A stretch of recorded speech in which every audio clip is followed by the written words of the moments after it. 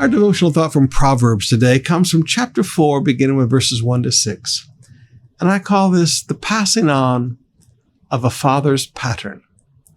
Now, sometimes we look at the book of Proverbs and we go, okay, Solomon wrote the book of Proverbs. But I wonder how many of those Proverbs are initiated with Solomon and how many of them actually came from his father, King David, and from his mother, Bathsheba. Beginning with verse 1, "My children, listen when your father corrects you. Pay attention and learn good judgment.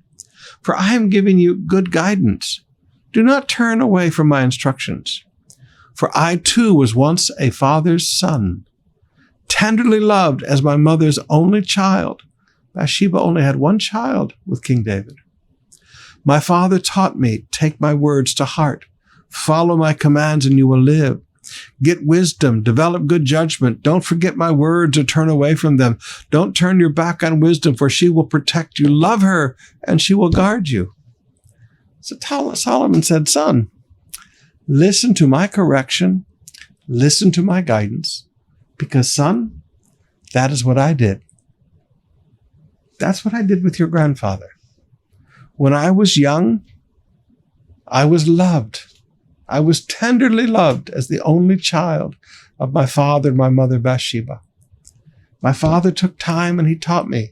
I'm passing on to you now, just like my father, King David, passed on to me." Let this be a beginning of a new pattern in the family.